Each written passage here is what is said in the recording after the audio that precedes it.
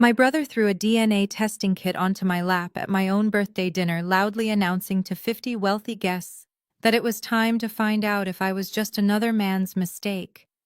He thought it was the ultimate humiliation. He had no idea that little plastic tube would soon strip him of his job, his mansion, and his freedom. My name is Audrey, 33 years old, and a forensic accountant. Before I continue this story, let me know where you are watching from in the comments below. Hit like and subscribe if you have ever been the family scapegoat and had to smile through their toxic jokes. It was a humid Friday evening in July. My parents, Richard and Cynthia, had insisted on hosting my 33rd birthday dinner at the Oak Ridge Country Club. To outsiders, it looked like a generous gesture from loving parents. To me, it was just another performance. My family did not do anything out of love. They did things for an audience. The private dining room was packed with 50 of their closest country club associates, business partners, and local socialites. I was merely a prop in their perfect suburban play. The crystal chandeliers gleamed overhead, and the waiters circulated with expensive champagne. I sat at the center of the long mahogany table, wearing a simple black dress, trying to make myself as small as possible. I hated these events. I always ended up feeling completely alone, in a room full of people who supposedly knew me. Across from me sat my older brother Derek. At 35, Derek was the golden child. He was the acting vice president of my father's real estate firm, a title he earned simply by being born male and arrogant. Next to him was his wife Jasmine. Jasmine was a lifestyle influencer who spent her days taking photos of her designer bags and talking about her luxurious life. She was currently holding her phone up, making sure the lighting caught her diamond earrings perfectly. She never missed a chance to document how much better her life was compared to mine. Her phone was a constant weapon in our family dynamic. Just as the waiters began clearing the salad plates, Derek stood up. He clinked his silver fork against his crystal champagne flute. The room quieted down immediately. Everyone turned to look at the handsome heir apparent. He reached into his tailored suit jacket and pulled out a brightly colored rectangular box. He walked over to me with a massive, arrogant grin on his face. "Happy birthday, Audrey," he announced, his voice carrying perfectly across the silent room. He tossed the box right onto my lap. It hit my legs with a soft thud. I looked down. It was an Ancestry DNA kit. I stared at the bold letters on the packaging, my heart suddenly beating a little faster. I looked back up at Derek, waiting for the punchline. "The whole family has always wondered why you are so boring and plain." Derek continued, gesturing toward me with his glass. "We figured this might finally explain why you are just another man's mistake. Go on, find out who your real daddy is. Maybe he is the guy who delivers the mail." Laughter erupted from his side of the table. A few of the older guests shifted uncomfortably in their seats, but my father simply chuckled and took a leisurely sip of his expensive red wine. My mother, Cynthia, did not even flinch. She just smoothed her silk napkin over her lap and smiled thinly, enjoying the show. Jasmine immediately pointed her phone camera directly at my face, her red lips curved into a cruel smirk. She was broadcasting my humiliation live to her 50,000 followers. The air in the room felt incredibly thick and suffocating. My face burned with embarrassment, but I absolutely refused to give them the dramatic reaction they desperately wanted. "I am a forensic accountant. I deal with cold, hard facts for a living. I investigate fraud. I do not break down. I calculate my next move." I picked up the box. The plastic wrap crinkled loudly in the otherwise quiet dining room. I calmly peeled the seal back and opened the kit. I pulled out the small plastic swab. Derek's smirk faltered just a fraction as he watched me. Without breaking eye contact with my brother, I rubbed the swab against the inside of my cheek for 10 agonizingly long seconds. I carefully placed it into the sterile vial, snapped the cap shut, and handed the sealed tube directly back to him. "Thanks, Derek," I said, my voice completely steady and devoid of emotion. "I will mail it tomorrow." Derek stared at the plastic tube in his hand as if it had suddenly caught fire. He expected tears. He expected me to storm out so he could play the victim. When I did not give him that satisfaction, he scoffed and tossed the vial onto the table next to the butter dish. My mother let out a loud, dramatic sigh. "For heaven's sake, Audrey," she said, rolling her eyes so hard I thought they might get stuck. "Stop being so sensitive. Derek is just playing around. You always make everything tense and uncomfortable for the rest of us. Can you not just take a joke for once?" Before I could respond, a bright flash blinded me. Jasmine shifted her chair closer. Her phone held high. She was running her mouth to her 50,000 Instagram followers, her voice dripping with that fake sugary sweetness she used to mask her cruelty. "Hey guys!" Jasmine cooed into the camera, tossing her flawless dark braids over her shoulder. "We are at Oak Ridge celebrating my precious sister Audrey. Say hi now." "Say hi." "Actually, do not. She is giving us major bad vibes right now." Jasmine zoomed the camera lens into my face. She laughed, a sharp, grating sound. "We tried to spice up her birthday, but she is so stiff. And look at this dress. I swear she picked it up from a clearance rack. Who wears cheap polyester to a country club? Seriously, guys, tap the heart icon if I should take her shopping." A chorus of snickers erupted from the guests sitting nearby. I looked at Jasmine. Her wrists were stacked with designer bracelets and a massive diamond sparkled on her finger. What her followers did not know, and what I knew intimately from doing the company books, was that nearly everything Jasmine wore was funded by my father's business accounts under the guise of corporate marketing expenses. I offered a tight smile and took a sip of water. Let her have her digital applause. I knew the actual numbers behind her filtered life. The heavy oak doors of the dining room swung open, and the head waiter approached our side of the table. He carried a sleek black leather folder containing the bill. He respectfully placed it next to my father. Richard did not even open it at first. He patted his jacket pockets, acting as though this was a casual family dinner where he was the benevolent patriarch. But then he flipped the cover open. I watched his jaw tighten, his face turned a deep shade of crimson as his eyes scanned the itemized receipt. He glared across the table at Jasmine, then at Derek. $4,000 just on champagne, he hissed under his breath. Jasmine immediately lowered her phone and pouted her lips. "Only the best for family, Richard," she said innocently. We had to toast to Audrey. My father was furious, but he would never cause a scene and damage his precious reputation in front of his wealthy friends. He needed a scapegoat. He slid the black leather folder across the white tablecloth until it bumped against my water glass. "You ruined the mood, Audrey," he said coldly, refusing to look me in the eye. "You made everyone uncomfortable with your little stunt. You pay for it. Consider it your contribution to your own party since you clearly do not appreciate our efforts." The table went dead silent again. 50 pairs of eyes watched me, waiting to see if I would crack. A $4,000 dinner bill was meant to punish me. They knew my salary at the firm was deliberately kept lower than Derek. They assumed this would bankrupt me. I did not argue. I did not plead. I simply reached into my small leather clutch and pulled out my wallet. I retrieved my solid metal premium credit card. It hit the table with a heavy, satisfying clink. I placed it neatly inside the folder and slid it back toward the waiter who was hovering awkwardly nearby. "Do not worry about the limit," I told the waiter smoothly, making sure my voice carried across the table to my father and brother. "It is an unmetered card. 4,000 is barely a rounding error for me. Please make sure you add a 20% tip for yourself. You have had to deal with a very difficult crowd tonight." Derek watched, his mouth dropping completely open in sheer shock. My father stared at the dark metal card protruding from the folder, his eyes narrowing in confusion.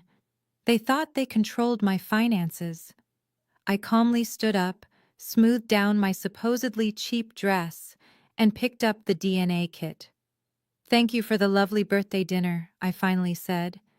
"I have some very important mail to prepare tonight." Monday morning arrived with the sterile air of corporate entitlement. I walked into the lobby of Crestview Real Estate at 7. My father built this company, or so he reminded everyone. As a licensed forensic accountant, I was their independent financial consultant. In reality, I was the glorified janitor hired to clean up the borderline illegal financial trails my family left behind. My office was a small windowless room located next to the server closet, a stark contrast to the corner suites my father and brother occupied. I liked it that way. It allowed me to work without their constant micromanagement and endless daily interruptions. I had barely sat down when the heavy oak door of my office swung open so violently it slammed against the wall. Derek stormed in. He looked completely unbothered by the tense ending to my birthday dinner. He marched up to my desk and threw a thick manila folder onto my keyboard. "Sign off on this immediately," he demanded, adjusting his tailored suit cuffs. "I need the reimbursement wired to my personal account by noon. Jasmine has her eye on a new car and needs the down payment." I pushed my chair back and picked up the folder. I opened it and began scanning the itemized receipts. My eyes narrowed. It was an expense report for his recent business trip to Dubai. The total amount requested for reimbursement was $150,000. First-class flights on Emirates, a luxury penthouse suite at the Burj Al Arab, receipts for designer boutiques, spa treatments, and private yacht rentals, all vaguely labeled as client entertainment. There were absolutely no clients in Dubai. Our company had never once done international business. Jasmine had posted the entire trip on her Instagram, tagging it as a romantic getaway to celebrate their anniversary. I closed the folder and looked up at him. "I cannot authorize this." His smug expression vanished. "Excuse me, this is not a business expense," I explained, keeping my voice level. "This is a personal vacation. You are attempting to use $150,000 of company funds to pay for your wife to go shopping. If I sign my name to this ledger, I am legally endorsing tax fraud and opening myself up to federal investigation." Derek slammed his hands flat on my desk, leaning over to intimidate me. "You do not get to say no to me, Audrey. You work for us. You are a glorified calculator. Dad told you to process my expenses.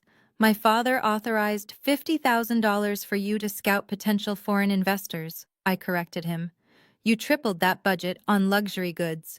My ethical obligation is to the IRS, and the law, not your fragile male ego."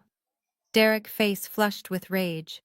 "You really think you have any power here?" he sneered, his voice dropping to a vicious whisper. "You are nothing. Dad only keeps you around because it looks good to have the pathetic daughter on the payroll. If you do not sign that paper right now, I will have you fired today." I stared at him. The sheer arrogance was staggering. He truly believed the rules did not apply to him or his perfect lifestyle.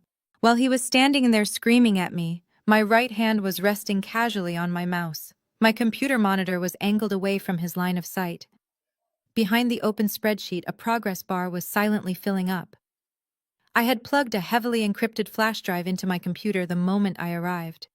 While Derek ranted, I was actively downloading not just his Dubai receipts, but his entire history of fraudulent corporate spending over the last 4 years. Every hidden offshore transfer, every fake vendor invoice, every single dime he stole. "Go ahead," I challenged him, my voice completely devoid of fear. "Tell Richard I refuse to commit federal wire fraud for you. Let us see how he reacts when he finds out you spent company money on diamond necklaces instead of property acquisitions." I slid the manila folder across the smooth wooden desk until it fell off the edge and hit his expensive leather shoes. "Get out of my office, Derek. Take your garbage with you." He stared at me, his chest heaving with fury. He snatched the heavy manila folder off the floor with a violent, dramatic gesture. "You are going to regret this," he spat, turning on his heel and storming out of the room. The door slammed shut. I looked back at my computer screen. The progress bar hit 100%. The transfer completed. I safely ejected the small metal flash drive, slipped it securely into the hidden zippered pocket of my leather purse, and just smiled. I had exactly what I needed. 6 long weeks passed in a tense and incredibly quiet standoff at the firm. Derek completely avoided my office and my entire department floor, choosing instead to glare at me during weekly board meetings, while my father continued to treat me like an invisible nuisance. I kept my head down, doing my job and waiting. It was a terribly rainy Tuesday evening in late August when the fateful email finally arrived in my inbox. I was sitting at my kitchen island in my modest two-bedroom apartment eating takeout pad thai and reviewing a stack of quarterly tax projections. My phone buzzed on the granite countertop. The notification screen lit up with a simple message from the DNA testing company stating that my results were ready to view. I put down my chopsticks. My hands felt unusually cold as I picked up the phone. I told myself it was just a formality. I expected to see a mundane breakdown of European heritage and a confirmed link to my father lineage. Nothing more. I opened my laptop and logged into the secure online portal. The screen loaded slowly, revealing a colorful pie chart of my ethnicity. 50% Western European, 30% Scandinavian, 20% unknown. I scrolled past the colorful graphics, my eyes searching for the specific tab labeled Family Matches. I clicked it. The page refreshed. I stared at the top of the screen. My heart completely stopped. The platform displayed a list of close relatives based on shared centimorgans. The first section was reserved for immediate family members like parents and siblings. My mother, Cynthia, had taken this exact same brand of DNA test 5 years ago during a brief genealogy phase. Her profile was there, confirming a 50% match. I was definitely her biological daughter. I breathed a sigh of relief. But then I looked for my father. Richard had also taken the test alongside my mother back then. His profile should have been sitting right next to hers. It was not. I typed his name into the search bar within my match list. The system returned 0 results, 0% shared DNA. The screen glared back at me with the undeniable biological truth. Richard was not my father. A wave of nausea washed over me. For a moment, the room seemed to tilt. My entire life, my identity as the scapegoat of this specific family, the endless attempts to win the approval of a man who treated me like dirt, it was all built on a massive lie. My mother had an affair. She lied to Richard. She lied to me. Derek truly was the golden child, the only legitimate heir, and I was exactly what he had jokingly called me at my birthday dinner. I was another man mistake. I forced myself to breathe. I took a sip of water to wet my suddenly dry throat. If Richard was not my father, who was? I looked back at the screen. Right below my mother name, occupying the slot for my biological father, was a name I did not immediately recognize. The profile was managed by a legal entity, not a personal user. It read Estate of Vincent Harrington. The match was a confirmed 50%. I opened a new tab on my browser and typed the name Vincent Harrington into the search engine. Millions of results instantly populated the screen. I clicked on the first link, a major financial news network obituary from 3 years ago. The headline read, Vincent Harrington, legendary real estate tycoon and self-made billionaire, dead at 78. The article detailed his massive empire, his ruthless business tactics, and his staggering net worth. It also highlighted a very specific tragic detail about his personal life. Vincent Harrington died entirely alone, leaving behind no wife and officially no children to inherit his massive fortune. I stared at the photograph of the imposing silver-haired man accompanying the article. I looked at his eyes. I looked at the shape of his jaw. Then I looked at my own reflection in the dark window of my kitchen. The resemblance was undeniable. The emotional shock hit me like a physical blow. The betrayal, the lies, the magnitude of who I actually was threatened to overwhelm me. My hands shook uncontrollably as I finally closed the digital newspaper article on my laptop. I desperately wanted to scream out loud in my empty kitchen. I truly wanted to call my mother and demand some real answers right now. But the forensic accountant inside me quickly took over. Emotion is messy. Emotion makes mistakes. Data is pure. Data is leverage. I wiped a single tear from my cheek and opened a fresh encrypted spreadsheet. I did not need to cry. I needed to audit my mother. I cleared the takeout containers off my kitchen island and brought out my heavy-duty work laptop. This was the encrypted machine I used for high-level corporate investigations. My fingers flew across the keyboard as I logged into the premium background check databases and federal public record archives I had access to through my firm. I typed in my mother maiden name, Cynthia Lawson. I set the search parameters to look back 35 years. I needed to know exactly who she was and what she was doing right before I was born. The initial results were sparse, just old address histories and minor credit inquiries. I dug deeper, pulling up archived state employment records and corporate filings from the late 80s. It took me 3 exhausting hours of cross-referencing old data before I finally found the golden thread. It was an archived employee registry from a massive commercial real estate conglomerate based in Manhattan. The company name was Harrington Enterprises. My breath caught sharply in my throat. I leaned closer to the bright glowing screen. 34 years ago, my mother was not the sophisticated suburban socialite she pretended to be.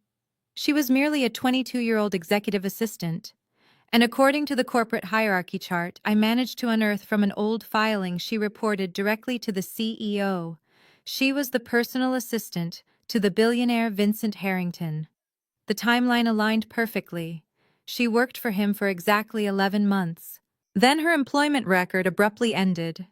6 weeks after her sudden departure from Harrington Enterprises, she married Richard. Richard was just a 24-year-old struggling junior leasing agent at a completely different failing brokerage firm. He had no money, no connections, and terrible credit. Yet somehow within 2 months of their quick courthouse wedding, Richard suddenly had the capital to launch Crestview Real Estate. My father always bragged that he built his company from the ground up with nothing but elbow grease and a small business loan. I pulled up the original incorporation documents for Crestview Real Estate. I looked at the initial capitalization records. There was no bank loan. The seed money came from a single massive cash injection. I needed to trace the origin of that cash. I switched tabs and accessed a specialized financial database used to track historical asset transfers and large-scale tax events. I ran a targeted search on Cynthia Lawson for the tax year she married Richard. The search took a full minute to process. When the results finally populated, I let out a sharp gasp. There it was. A single IRS form declaration filed just days before her wedding. My mother had declared a massive one-time payment of $2 million. The source of the funds was listed under a highly restrictive non-disclosure agreement, categorized simply as an independent consulting fee. The payer was a private offshore holding company connected to Harrington Enterprises. I did not need a confession to understand what I was looking at. As a forensic accountant, I recognize hush money when I see it. Vincent Harrington had paid my mother $2 million to go away. She got pregnant. He wrote a check and she found a desperate, ambitious young man named Richard to play the role of the proud father. The entire foundation of my family was a transactional illusion. Richard did not build an empire. He bought a pregnant bride who came with a $2 million dowry. He used my biological father money to make himself rich, and in exchange he agreed to raise me. But he resented me every single day of my life, because looking at me was a constant reminder that his wealth was not his own. I was the living, breathing proof that he was nothing more than a paid placeholder. And Derek was born 2 years later. He was Richard's actual biological son.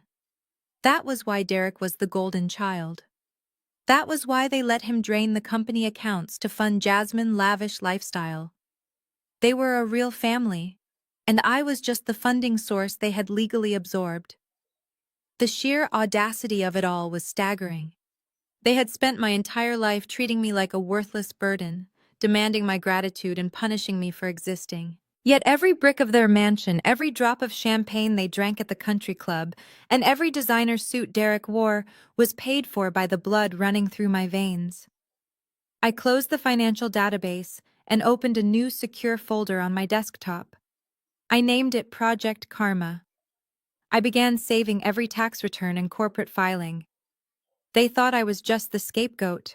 They did not realize they had trained the perfect auditor tonight. The files began piling up inside my newly created Project Karma folder. Each PDF document I saved felt like another brick being removed from the fortress of lies my family had constructed around me. I spent the next 4 hours doing what I do best. I followed the money.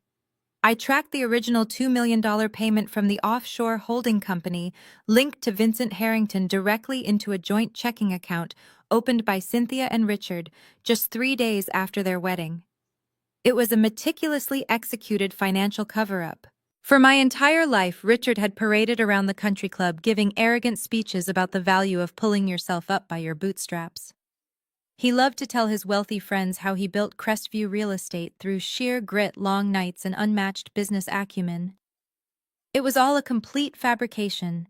The seed money, the operational capital, the down payments on his very first commercial properties, every single cent of it was blood money paid to keep my existence a secret.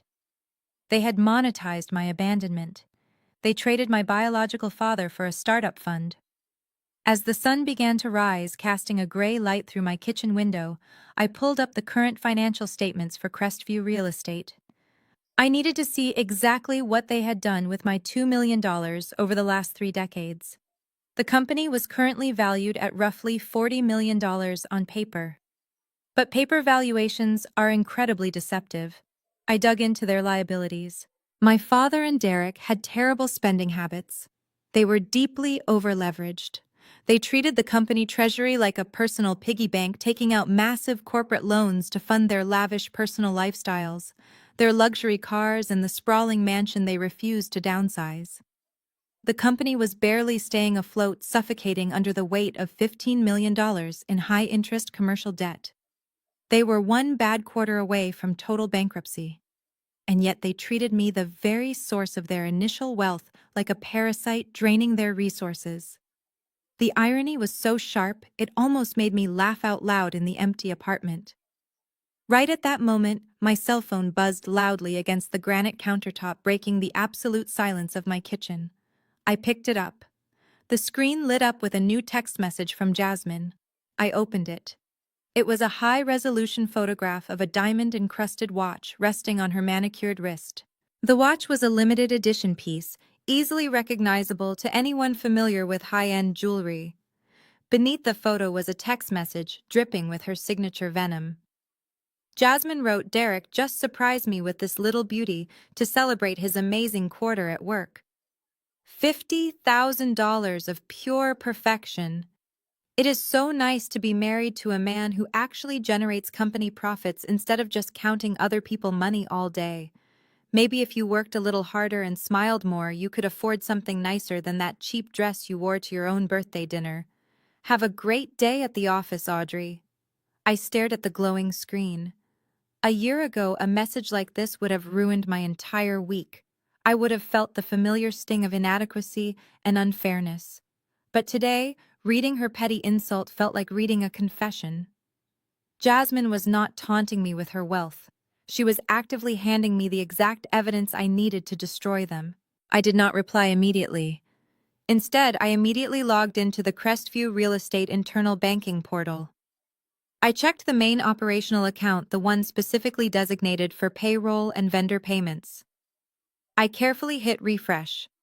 A brand new outgoing wire transfer appeared at the top of the ledger. It was a transfer for exactly $54,200, including sales tax. The payee was a luxury jeweler located in downtown Boston. Derek had not used his personal funds or even a legitimate bonus check. He had directly wired the money out of the company operational budget to buy his wife a watch right before payroll was due to clear. It was blatant, undeniable corporate theft. I took a high-resolution screenshot of the wire transfer and dragged it directly into my Project Karma folder. Jasmine thought she was showing off her status.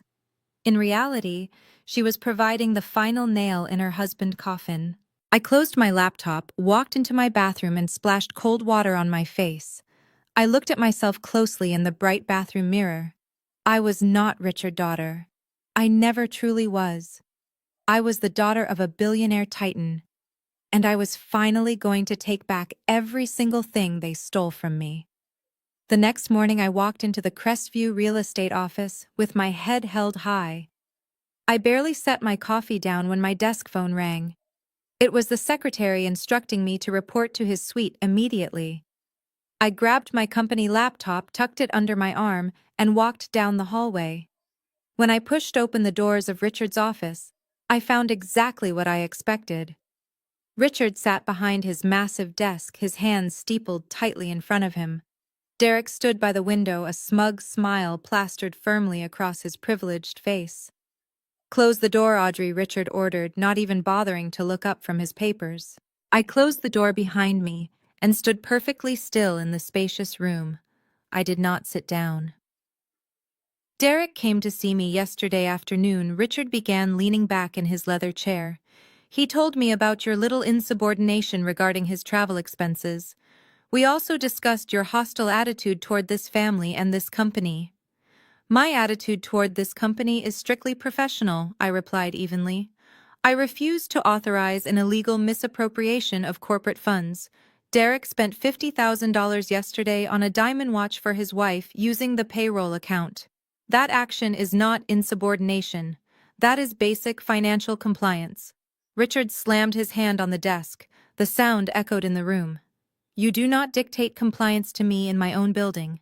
I built this company. I make the rules. Derek is the vice president. His expenses are approved by me regardless of what they are. Then you are an accomplice to federal wire fraud," I stated calmly. Derek scoffed, stepping away from the window. "Listen to her, Dad. She thinks she is running the IRS. She is bitter because she is a bookkeeper making a fraction of what I make. She is toxic." Richard nodded slowly, his eyes narrowing as he looked at me. "Derek is right. You have become a liability, Audrey. Your jealousy is clouding your judgment and disrupting the workflow of my team. Effective immediately, your consulting contract with Crestview Real Estate is terminated." He paused, clearly waiting for me to break down. He expected tears, begging, or apologies. Instead, I felt a wave of relief wash over me. I was free from their daily torment. "I understand," I said, keeping my voice neutral. Richard looked confused by my lack of emotion. "Leave your security badge and your company laptop on my desk," he demanded harshly. "You have 10 minutes to pack up your personal belongings and leave the premises. Security will escort you out." I walked forward and placed the laptop onto his polished desk. I unclipped my ID badge and set it on top of the keyboard. I had wiped the computer completely clean an hour ago. Every piece of evidence was encrypted on the flash drive currently hidden in my pocket. "There is one detail you should know before I leave," I said, taking a step back and looking into his eyes. "As a licensed, certified public accountant, I am bound by a strict code of professional ethics." Richard frowned. "What are you talking about?" "When I uncover financial discrepancies, unrecorded liabilities, and direct evidence of embezzlement within a corporate entity, I am legally obligated to report my findings to the Internal Revenue Service." I smiled thinly. "And I assure you, Richard, I am a very thorough accountant." The smug look instantly vanished from Derek's face. He turned pale. "You are bluffing," he stammered. "I am not," I replied simply. Richard stood up so fast his chair rolled backward and hit the credenza. He marched around his desk, his face red with sudden panic. "You listen to me, you ungrateful brat!"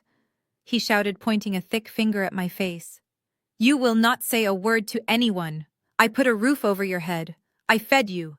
You owe me everything." I turned toward the exit. "I owe you absolutely nothing." Richard lunged forward and positioned his large frame directly in front of the heavy wooden doors, physically blocking my exit. "Give me your phone," he demanded, his voice shaking with desperate anger. "You are not leaving this room until I know what you have copied." I stopped just a foot away from him. I looked him up and down with absolute disgust. "If you do not step away from that door in exactly 3 seconds, I will dial emergency services and report that I am being held hostage by a hostile former employer. Then I will file criminal assault charges against you." Richard stared at me, his chest heaving. He searched my eyes for any sign of hesitation or fear. He found none. Slowly trembling with rage, he stepped completely aside.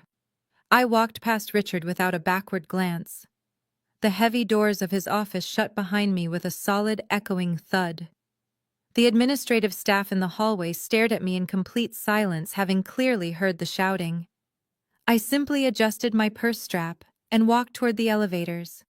I did not feel defeated. I felt liberated. The drive back to my apartment was the most peaceful commute I had experienced in years. The suffocating weight of Crestview real estate was gone. When I unlocked the door to my apartment and dropped my keys on the granite counter, my cell phone buzzed in my purse. I pulled it out and looked at the screen. It was a missed call from Derek, followed instantly by a voicemail notification. I walked into the kitchen, poured myself a glass of cold water, and pressed play on the speakerphone. His voice filled the quiet room, dripping with his usual unearned arrogance. "Listen to me very carefully, Audrey." He began, his tone attempting to sound menacing but failing miserably. "Dad and I just had a long talk with our corporate attorneys. If you so much as breathe a word to the IRS or anyone else about my expense reports, we will personally sue you for defamation and corporate espionage. You have absolutely no proof of anything. You are just a bitter, fired employee who could not handle the pressure. Nobody will ever believe a jealous scapegoat over the vice president of a respected firm. Do yourself a favor and disappear quietly. Do not test us." The voicemail clicked off. I took a slow sip of my water and smiled. Derek was so incredibly predictable.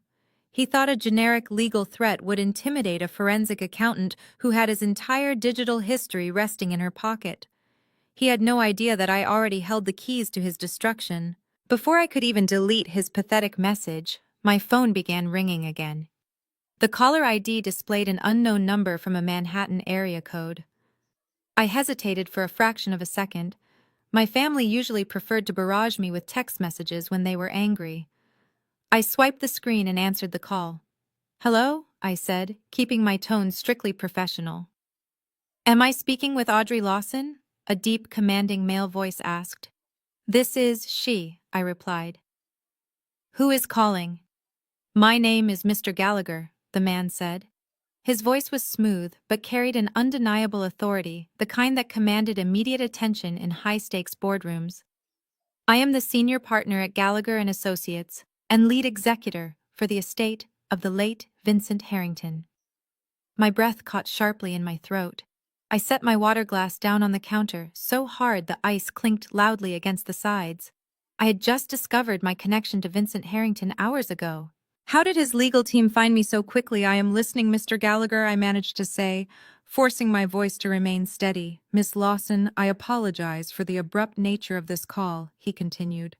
"However, our firm utilizes a highly specialized legal monitoring software connected to several major genealogical databases. Late last night, your DNA results were processed and uploaded to their system. That event immediately triggered a Tier 1 legal alert on our end." A legal alert, I repeated, my mind racing through the implications. "Yes," Gallagher confirmed. "Vincent Harrington left behind a very complex and highly specific ironclad will. There are strict legal protocols I am bound by law to execute the moment a verified biological descendant is identified. I need to meet with you immediately to discuss your current standing within the Harrington Trust." I glanced at my encrypted laptop resting on the kitchen island. "I am currently between jobs as of an hour ago," I said wryly. "My schedule is completely open. When do you want to meet? I am currently in my vehicle heading toward your city," Gallagher replied without missing a beat. "I can be at your location by tomorrow morning at 9. I have already booked a private conference room at the Downtown Plaza Hotel. Please bring your government-issued identification and a certified copy of your birth certificate. This is a matter of extreme financial magnitude, Miss Lawson. I strongly advise you not to mention this conversation to anyone, especially Richard and Cynthia. They are the absolute last people I would ever tell," I assured him. "I will see you tomorrow at 9, Mr. Gallagher." I ended the call and stared at the blank phone screen. Derek thought he could threaten me with a baseless defamation lawsuit to protect his stolen $50,000.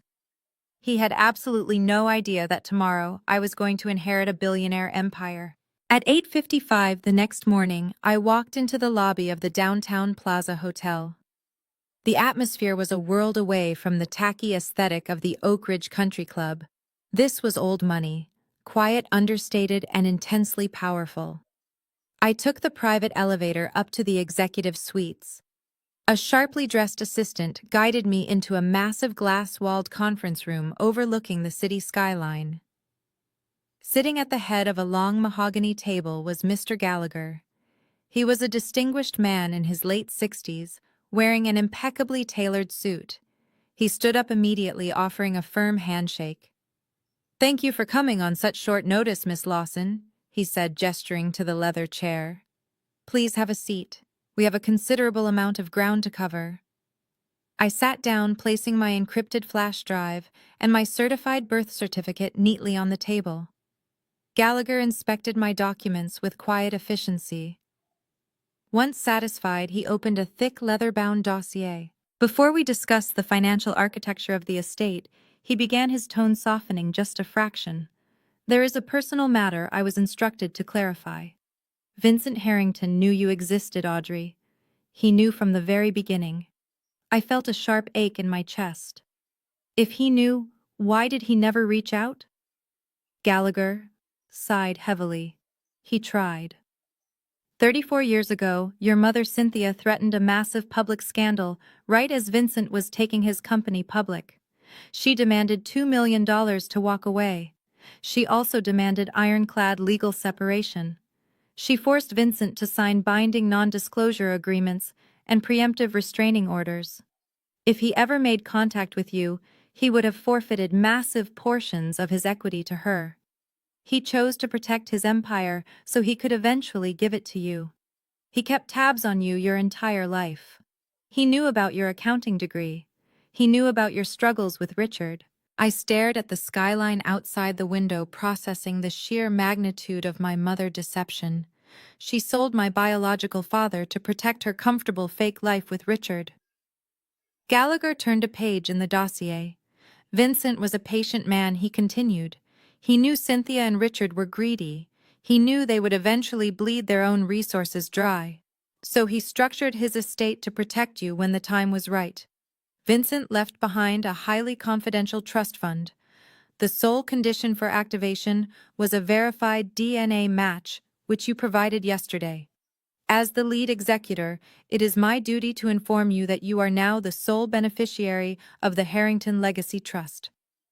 I swallowed hard. "What exactly does the trust contain?" Gallagher looked me dead in the eye. "Liquid assets, corporate bonds, and prime real estate holdings totaling exactly $200 million. The number hung in the air, heavy and absolute. Yesterday, I was a fired accountant worrying about paying rent. Today, I was richer than everyone in that country club combined." I took a slow, deep breath, letting the reality of the money settle. But Gallagher was not finished. He slid a separate red folder across the polished wood. "There is one more specific asset contained within your trust," he said, his voice taking on a sharper edge. "Vincent wanted to ensure you had the ultimate leverage over the people who mistreated you. Over the past decade, Richard Business has taken on massive amounts of commercial debt. Whenever traditional banks rejected his loan applications, a private equity firm always stepped in to bail him out." I opened the red folder. I recognized the financial statements immediately. They were the loan documents for Crestview Real Estate. "Wait," I said, looking up at Gallagher. "The private equity firm that holds Richard debt is owned by the Harrington Trust." "Yes," Gallagher confirmed with a slight predatory smile. "The trust owns $15 million of Crestview debt. Furthermore, the trust holds the direct mortgages on their corporate office building and the private mansion where Derek and Jasmine currently reside.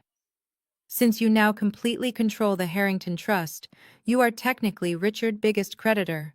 You own their debt. You own their buildings. You hold the absolute power to foreclose on their entire fake empire today." A cold thrill rushed through my veins. The puzzle pieces snapped together just perfectly. My forensic accounting skills had clearly shown me that they were secretly broke. Vincent gave me the perfect weapon to legally execute their bankruptcy. Richard and Derek arrogantly thought they held all the cards. I closed the red folder. "Mr. Gallagher," I said, my voice steady, "I want to call in the debt. I want every single cent they owe me." Gallagher smiled broadly. "Let us prepare the legal summons right now." The legal machinery of a $200 million estate moves with terrifying speed. Within 48 hours of my meeting with Mr. Gallagher, the trap was fully set. We did not just send a polite email or a standard certified letter. Gallagher deployed professional process servers to deliver the documents simultaneously, ensuring my family could not coordinate their initial reactions. I sat in my quiet apartment sipping black coffee, imagining the exact moment the heavy cream envelopes with the embossed gold seal of Gallagher and Associates were thrust into their hands. The summons demanded their mandatory presence at the Harrington Trust headquarters by 3 o'clock on Friday afternoon for a comprehensive financial review of Crestview real estate debt obligations. The document was intentionally drafted in dense, intimidating legalese. It cited multiple breach of contract clauses regarding their $15 million commercial loan and demanded immediate accounting for corporate asset depreciation. It did not mention my name once. It did not mention Vincent Harrington, biological heir. It simply stated that the primary lien holder of their entire corporate structure required a face-to-face meeting to discuss imminent default protocols. The fallout was instantaneous. At exactly 11:15 on Thursday morning, my cell phone began ringing relentlessly. It was Richard. I let it ring 4 times before calmly pressing the green answer button. I did not say hello. I just listened. "Audrey, what in the world do you think you are doing?" Richard bellowed into the receiver, his voice cracking with a mixture of raw panic and absolute fury. "Do you honestly think hiring some fancy Manhattan law firm to bully me is going to work?" I remained completely silent, letting him dig his own grave. "You are suing us for wrongful termination, are you not?" He continued, his breathing heavy. "You stole confidential company data when you left, ran to a corporate shark, and now you are trying to extort your own family. Derek told me you were vindictive, but this is a new low even for you. You have absolutely no grounds for a lawsuit." I took a slow sip of my coffee. "Are you finished, Richard?" "Listen to me, you ungrateful little witch," he snarled.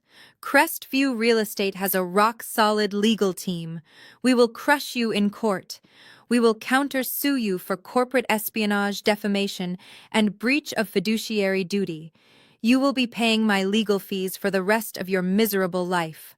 Call off your attack dogs right now, or I swear to you I will make sure you never work in finance again." His threats were completely empty, the desperate flailing of a man who realized he was standing on a trap door. He thought this was about my tiny consultant salary. He had absolutely no idea he was dealing with the executioner of his entire empire. He truly believed he was fighting a fired employee, not a billionaire trust fund. "I am not calling off anything," I replied evenly, keeping my tone devoid of any emotion. "You received a legal summons from your primary creditor. I strongly suggest you show up tomorrow at 3 o'clock. If you default on this mandatory financial review, the consequences will be severe." I hung up the phone before he could scream another word. A profound sense of peace washed over me. For 33 years I had allowed this man to dictate my worth. Now he was sweating in his tailored suit, terrified of an invisible enemy. 5 minutes later, my phone vibrated again. This time, it was a text from Derek. It read, "You are completely insane if you think you can take down Dad Company. Jasmine is in tears because of the stress you are causing this family. Drop the lawsuit, Audrey, before things get really ugly for you. You are messing with money you do not understand." I did not reply. Instead, I opened Instagram. Jasmine had just posted a cryptic text graphic on her story. It featured a black background with a sad face emoji and the words, "Dealing with incredibly toxic people today." Money really brings out the evil in some family members. Please send positive vibes, guys.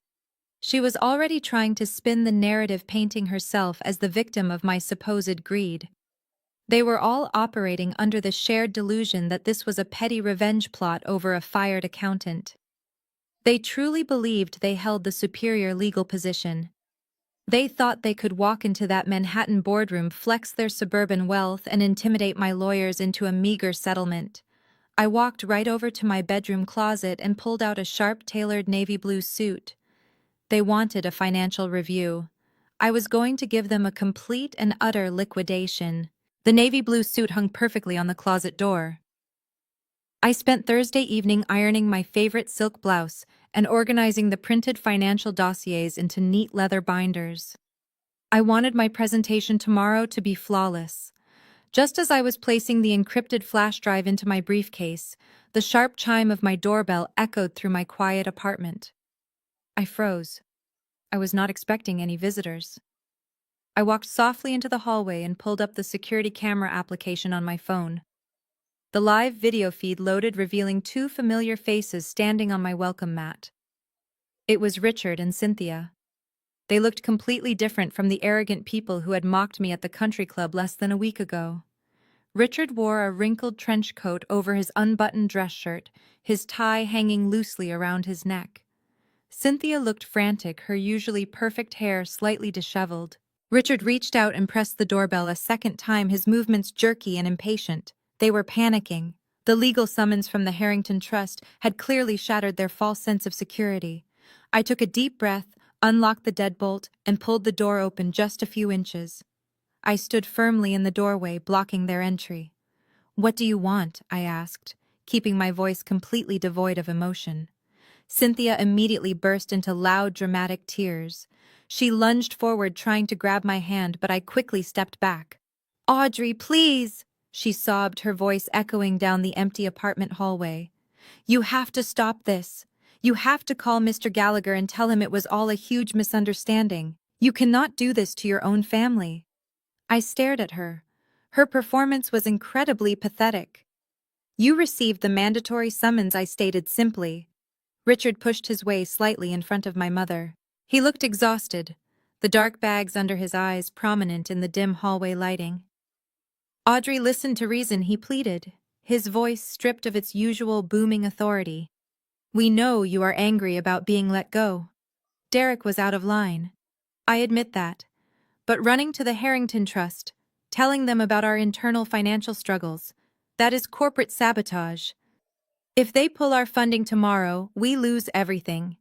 We lose the business, the house, our entire livelihood. You are actively trying to destroy the people who gave you a wonderful life. You are destroying your own legacy.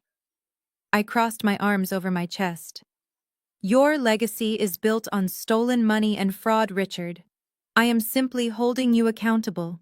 Cynthia let out a high-pitched wail. She wiped her eyes, smearing her expensive mascara. "How can you be so incredibly cruel?" she cried, her face twisting with sudden vicious anger. "We took you in, we fed you, we paid for your college, we raised you, you owe us." I looked directly into my mother's eyes. The utter hypocrisy of her words was astounding.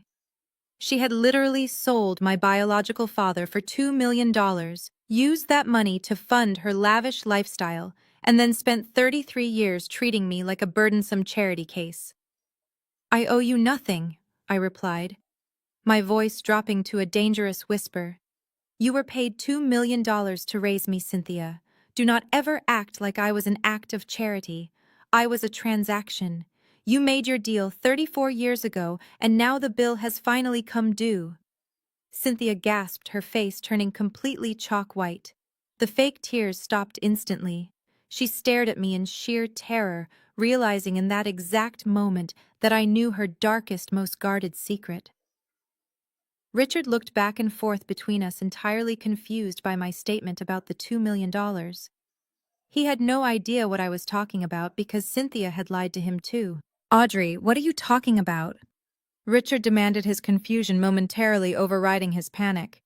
"What $2 million?" I did not answer him. I looked at Cynthia, watching the absolute horror dawn on her face. "Ask your wife, Richard," I said coldly. "Ask her about Vincent Harrington.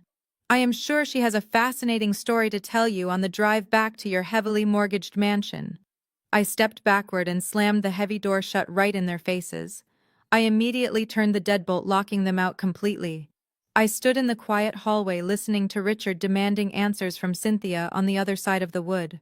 After a few minutes of muffled arguing, their footsteps finally faded away down the hall. I opened my phone and downloaded the security video.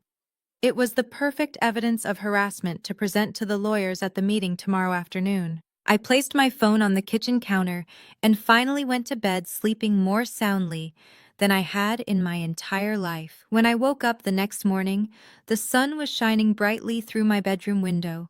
It was Friday, the day of the reckoning.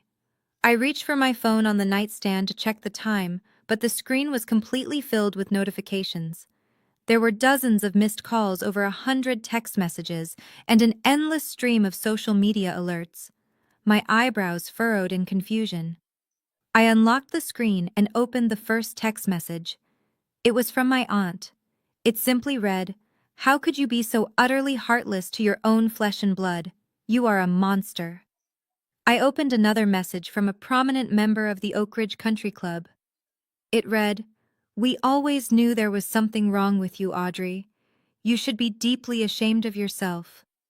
I immediately opened Instagram to see what had triggered this sudden avalanche of hostility. Right at the top of my feed was a video posted by Jasmine. It already had thousands of views and hundreds of comments. I clicked on it. Jasmine was sitting on the floor of her massive walk-in closet, surrounded by her luxury handbags, wearing an oversized gray sweatshirt to make herself look fragile and small. She had completely removed her makeup and her eyes were red and puffy. She was putting on the performance of a lifetime. "Hey guys," Jasmine whispered into the camera, her voice trembling with perfectly manufactured sorrow. "I did not want to bring family drama onto this platform, but I am just so heartbroken, and I need your support today. As many of you know, my husband Derek and his father have worked tirelessly to build Crestview real estate. They poured their blood, sweat, and tears into creating a legacy. But right now, that entire legacy is under attack by someone we trusted." Jasmine paused, letting a single, highly choreographed tear roll down her cheek. She wiped it away with a trembling hand. "My sister-in-law Audrey has always struggled with deep jealousy. We tried to love her. We gave her a great job at the firm. We invited her to every family event. But yesterday she was let go from her position due to severe behavioral issues. And instead of moving on gracefully, she is trying to destroy us out of pure spite. She has launched a baseless, malicious legal attack against our family business. She is actively trying to bankrupt my husband and make us homeless just because she is bitter about her own life." The video cut to a different angle, showing Jasmine holding a crumpled tissue. "Please," she begged, looking directly into the lens with wide, innocent eyes. "Send prayers for Derek and Richard. They are dealing with a completely unhinged, toxic family member who wants to see us lose everything. Protect your peace, guys. Sometimes the most toxic people in your life are the ones sharing your dinner table." I watched the video loop back to the beginning. The sheer audacity was almost impressive. Jasmine had masterfully spun the narrative, turning my forensic discovery and the Harrington Trust summons into a pathetic tale of a jealous spinster trying to ruin her perfect marriage. She had preemptively painted herself as the ultimate victim. I scrolled through the comments section. It was an absolute echo chamber of blind support for Jasmine and visceral hatred directed at me. People I had known for years were calling me unhinged, dangerous, and pathetic. Her followers were leaving hundreds of angry emojis and demanding that I be publicly exposed. My phone vibrated again in my hand. It was another text from Derek. It said, "Look at what you did to my wife. The entire city knows exactly what kind of psycho you are now. Cancel the meeting today, or I will let her release a second video with all of your personal contact information." I did not feel a single ounce of panic. I did not feel hurt. I felt a deep, radiating sense of absolute satisfaction. They were spending their final hours of wealth digging a hole so deep they would never be able to climb out. I casually walked over to my kitchen island, poured a fresh cup of dark roast coffee, and picked up my phone again. I methodically took high-resolution screenshots of the video, her captions, and every single hateful text message my family had sent me that morning. I saved all of it directly into the Project Karma folder. Every single lie she told her followers was just adding another layer of sweetness to the upcoming payoff. I smiled, locked my phone, and walked away to shower. I stepped out of the shower, letting the hot water wash away the last remnants of my old life. I dressed in the sharp navy blue suit I had prepared the night before, pulling my hair back into a sleek professional bun. I grabbed my leather briefcase containing the printed financial dossiers and the encrypted flash drive. By 2:15 in the afternoon, I was stepping out of an Uber in front of the towering glass skyscraper that housed Gallagher and Associates. The sheer scale of the building was a testament to the kind of power Vincent Harrington wielded. I walked into the grand marble lobby and took the private executive elevator up to the penthouse level. Mr. Gallagher was waiting for me. He looked pristine in a charcoal gray suit flanked by two imposing security guards. He guided me into the primary corporate boardroom. The room was massive, featuring floor-to-ceiling windows that offered a panoramic view of the Manhattan skyline. In the center of the room sat a long, polished mahogany table, surrounded by heavy leather chairs. I took my seat at the far end of the table. I placed my briefcase on the floor and laid my phone face down next to me. I took a slow, deep breath. At exactly 2:55, the heavy double doors of the boardroom swung open. My family walked in. They did not look like people arriving for a mandatory financial review with a major creditor. They looked like they were walking into a country club mixer. Derek led the pack, strutting into the room, wearing a brand-new custom-tailored Italian suit that probably cost more than my first car.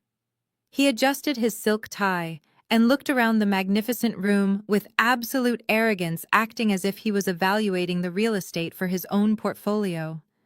Jasmine trailed right behind him, carrying the exact same luxury handbag she had cried in front of on Instagram just hours ago. She wore large designer sunglasses indoors, playing the part of the harassed celebrity. Richard and Cynthia walked in last. Cynthia looked slightly nervous, her eyes darting around the expansive room, likely remembering my warning from the hallway the night before. But Richard appeared entirely unbothered. He puffed out his chest and marched straight toward my end of the table. He did not even acknowledge Mr. Gallagher or the security guards standing quietly by the walls. He looked directly at me with a mixture of pity and intense irritation. He reached into his leather briefcase and pulled out a thick, stapled document. He tossed it across the polished mahogany table. It slid smoothly over the wood and stopped exactly right in front of my hands. "I am a very busy man, Audrey." Richard began, leaning his heavy hands on the table and towering over me. "I do not have time for these dramatic stunts. I do not know which low-level ambulance chaser you managed to hire on contingency to draft that ridiculous summons, but it ends right now." I looked down at the document. The bold heading at the top read, "Full and final severance agreement and release of all claims." "That is a very generous offer." Richard continued, his voice echoing loudly in the quiet boardroom. "It guarantees you a $50,000 severance package. In exchange, you will immediately drop these silly little IRS threats. You will sign an ironclad non-disclosure agreement regarding the company finances, and you will publicly apologize to Jasmine for the stress you caused her today. Sign the paper, take the money, and go find a new job. If you refuse, I will personally see to it that you spend the next 10 years drowning in legal fees." Derek scoffed from the sidelines, leaning casually against the expensive leather chair. "Just take the money, Audrey," he chimed in, crossing his arms. "You played a stupid game and you lost. Stop embarrassing yourself." Jasmine pulled down her sunglasses, giving me a look of pure disgust. "You are so toxic," she whispered loudly. "We are actually trying to help you, and you just want to destroy us." I did not touch the document. I did not break eye contact with Richard. They still truly believed they held the upper hand. They thought this massive boardroom belonged to some random law firm I had desperately hired. They had absolutely no idea that every single inch of this building, including the chair Derek was leaning on, was paid for by the Harrington Trust.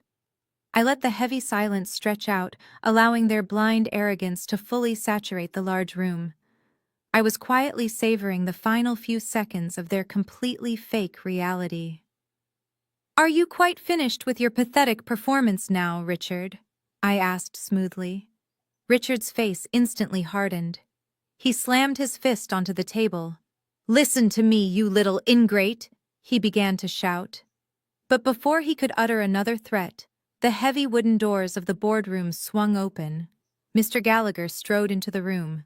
He was no longer playing the polite host I had met yesterday. He was entirely in his element, radiating absolute corporate authority. He was flanked by two massive uniformed security guards who stepped inside and immediately took up positions by the doors, their expressions completely unreadable.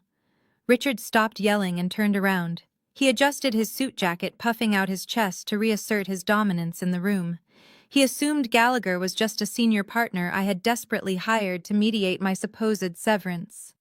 Richard walked toward the head of the table, extending his right hand with a practiced, arrogant smile. "Good afternoon," Richard said loudly. "I am Richard Lawson, founder and chief executive officer of Crestview Real Estate. I assume you are the attorney representing my former employee. Let us skip the formalities and wrap this up quickly. I have already presented her with a very generous offer." Mr. Gallagher did not even look at Richard's extended hand. He walked right past him, treating the self-proclaimed chief executive officer like an invisible piece of furniture. Gallagher approached the head of the mahogany table, unbuttoned his suit jacket, and took his seat. The two security guards shifted slightly, their presence a silent warning against any further outbursts. Richard stood there awkwardly, his hands still suspended in the air. A flush of deep embarrassment crept up his neck. He slowly lowered his arm and returned to his chair next to Derek, his arrogant demeanor slightly punctured. Jasmine stopped chewing her gum, sensing the sudden shift in the atmosphere. Gallagher opened his leather-bound dossier and arranged his papers meticulously. He looked up, his cold gaze sweeping across my family members, before finally resting on Richard. "I am not here to represent a former employee in an employment dispute." Mr. Lawson Gallagher began, his voice deep and perfectly level. "My name is Arthur Gallagher. I am the senior partner at Gallagher & Associates. More importantly, for the purpose of this meeting, I am the lead legal executor for the estate of the late Vincent Harrington." The name dropped into the room like a lead weight. Cynthia gasped loudly. She slapped both of her hands over her mouth, her eyes widening in absolute terror.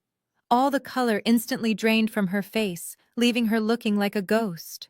She slumped back against the heavy leather chair, as if all the bones in her body had suddenly dissolved. Richard looked at his wife, completely bewildered by her intense physical reaction. He turned back to Gallagher, his brow furrowed in deep confusion. "Vincent Harrington?" Richard repeated, his voice losing its booming confidence. "The billionaire. What does his estate have to do with my company?" "Everything," Gallagher replied simply. "We did not summon you here to discuss a $50,000 severance package.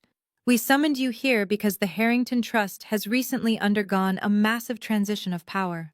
Due to a legally binding contingency placed in Mr. Harrington's will, the entirety of his $200 million estate, including all private equity holdings, has been transferred to his sole biological heir." Gallagher paused, letting the staggering financial figure settle over the room. He then turned his head and looked directly at me. "I formally present to you the new head of the Harrington Trust, Miss Audrey Harrington." Dead silence filled the massive boardroom. For a long moment nobody moved. The only sound was the faint hum of the air conditioning. Then Derek broke the tension. He threw his head back and let out an obnoxious laugh. He clapped his hands together slowly, mocking the entire presentation. "Wow!" Derek chuckled, wiping a fake tear from his eye. "This is incredible.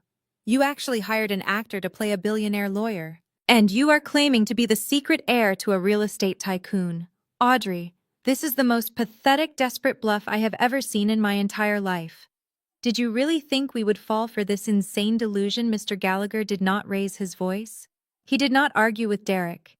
He simply reached into his dossier and pulled out a thick stack of papers bearing the official red seals of the federal court and the certified genetic laboratory.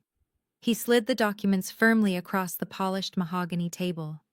The papers glided effortlessly and stopped right under Derek's nose. "Read the certified DNA results and the federal trust transfer documents," Gallagher instructed coldly, his sharp eyes locking onto my brother. "Then tell me if you are still laughing." Derek stared at the heavy stack of documents. The arrogant smirk completely melted off his face. His hands actually trembled as he picked up the top sheet. He read the genetic laboratory certification, then flipped to the federal court order. He did not say a single word. He just slowly lowered the documents to the table, looking like all the air had been punched out of his lungs. Richard snatched the papers and scanned the pages. He reached the section detailing the $200 million value. The reality hit him hard. He looked up, his expression a mix of utter disbelief and sudden, sickening realization. "Well," Richard stammered, his booming voice reduced to a hoarse whisper, "it seems your mother kept quite a secret from all of us. But congratulations, Audrey. You stumbled into a massive fortune. However, this has absolutely nothing to do with Crestview Real Estate. You have your money now. Take your trust fund and go. Leave my business out of this. We will withdraw the severance offer and pretend none of this ever happened." Gallagher leaned forward. "You fundamentally misunderstand your current predicament," Mr. Lawson Gallagher stated, his tone chillingly polite. "This meeting is not a family reunion. It is a mandatory creditor review. The Harrington Trust is deeply intertwined with your business." Richard scoffed. "That is impossible. My company is completely independent. We have lines of credit through a private equity firm, not some billionaire personal trust." Gallagher reached into his leather dossier and extracted the bright red folder. He flipped it open, revealing copies of Richard master loan agreements. "The private equity firm you are referring to is Apex Capital Holdings," Gallagher said smoothly. "Apex Capital Holdings is a wholly owned subsidiary of the Harrington Trust. Every single dollar you have borrowed over the last decade originated from Vincent Harrington. And as of yesterday morning, the sole proprietor of Apex Capital Holdings is Miss Audrey Harrington. Therefore, she is your primary creditor." Jasmine let out a sharp, confused gasp. "What does that mean?" "Derek," she whispered frantically. "What is he talking about?" Derek ignored her, his eyes glued to the red folder. "It means," Gallagher continued, projecting his voice, "that Miss Harrington personally owns the $15 million commercial loan keeping your failing company afloat. Because that loan is fully secured by your corporate assets, she holds the primary lien on your entire operation. Furthermore, since your son and his wife reside in a property technically owned by Crestview Real Estate, Miss Harrington holds the direct mortgage on their private mansion as well. She effectively owns the roof over your heads and the chairs you are currently sitting on." Richard jumped up from his leather chair, his face turning an alarming shade of purple. "You cannot do this," he roared, slamming both hands onto the table. "That is an active loan. We make our minimum monthly interest payments on time. You cannot just arbitrarily call in a commercial debt of that magnitude without cause. I will tie you up in litigation for the next 20 years. We have not defaulted." Gallagher did not even blink at the outburst. He simply turned to the third page of the loan agreement and tapped his expensive pen against a specific highlighted paragraph. "Actually, Mr. Lawson, you have defaulted." Gallagher corrected him with lethal legal precision. "Section 4, paragraph B of your master promissory note explicitly states that any gross violation of corporate governance, specifically the commingling of corporate funds for personal use, or the active embezzlement of capital, triggers an immediate breach of contract. That clause grants the lien holder the absolute right to demand full repayment within 24 hours. Should you fail to produce $15 million in liquid cash by tomorrow afternoon, Miss Harrington has the legal authority to seize all collateral assets immediately." Richard collapsed backward into his seat. His breathing became shallow and erratic. The invincible patriarch of the family was suddenly reduced to a terrified debtor realizing his entire empire was built on quicksand. He looked at Cynthia, who was silently weeping. The arrogant facade they had maintained for 3 decades was completely shattered. Derek finally found his voice. He leaned across the table, his face slick with sweat.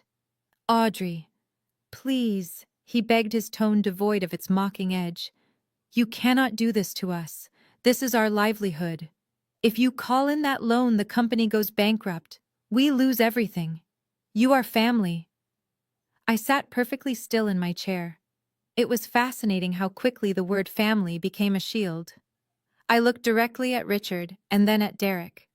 "You made it very clear that I was just a mistake," I replied softly. "Now you are finally going to learn exactly how much a mistake can cost." I pushed my chair back and stood up. The heavy silence in the boardroom was palpable as I picked up my encrypted flash drive from the mahogany table. I walked over to the sleek media console built into the wall and plugged the metal drive into the port. I tapped the touchscreen, and the massive projector lowered silently from the ceiling. The floor-to-ceiling windows automatically dimmed, casting the room in a sharp clinical light. "You asked what kind of cause I could possibly have to call in a $15 million commercial loan," I said, looking directly at Richard, who was still slumped in his leather office chair. "You claimed you make your minimum monthly interest payments on time. But you have absolutely no idea what is actually happening inside your own ledger." I pressed a button on the remote, and the first slide appeared on the massive screen behind me. It was a complex but clearly labeled forensic accounting flowchart. I had spent the entire night tracing every single unauthorized transaction from the past 4 years. "When you fired me yesterday to protect your golden child," I explained smoothly, pacing slowly at the head of the table, "you thought you were eliminating a jealous nuisance. Instead, you gave the newly minted head of the Harrington Trust the exact financial ammunition she needed." I clicked to the next slide.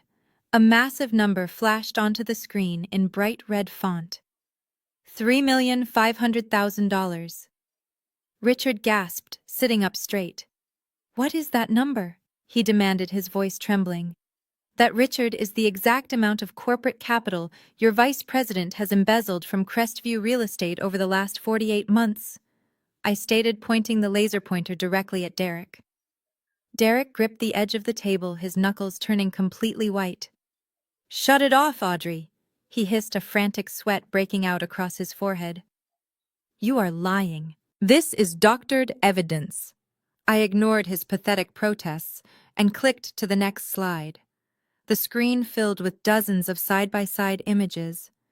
On the left side were Crestview Real Estate internal wire transfers, masked as payments to international construction contractors and material vendors. On the right side were high-resolution screenshots from Jasmine's Instagram account. "Let us look at your business trip to Dubai last month," I said, my voice projecting clearly across the large boardroom. Derek submitted a $150,000 expense report for client entertainment. However, my audit reveals that the money was wired to a shell company in the Cayman Islands and then immediately routed to luxury boutiques in the Emirates. I clicked the remote again. The $50,000 diamond watch Jasmine had flaunted via text message appeared on the screen right next to the corresponding fraudulent vendor invoice. "You did not buy that watch with company profits, Jasmine," I said, turning my gaze to my sister-in-law. "Your husband stole that money from the company payroll account just 3 days ago. Your entire luxury lifestyle, the designer bags, the first-class flights, the massive down payment on your mansion, it is all completely fake. It is funded exclusively by federal wire fraud and systemic corporate theft." Jasmine removed her designer sunglasses, her eyes wide with shock. She looked at the screen, then looked at Derek. Her mouth opened and closed, but no sound came out. She was slowly realizing that she was not married to a successful executive. She was married to a prolific thief who had just been caught by a billionaire trust fund. Richard turned to his son, his face contorting with a mixture of absolute rage and profound betrayal. "Tell me she is lying, Derek," Richard demanded, his voice shaking violently. "Tell me you did not steal $3.5 million from my company." Derek could not even look his father in the eye. He stared down at the polished wood of the table, his jaw clenched so tight I thought his teeth might shatter.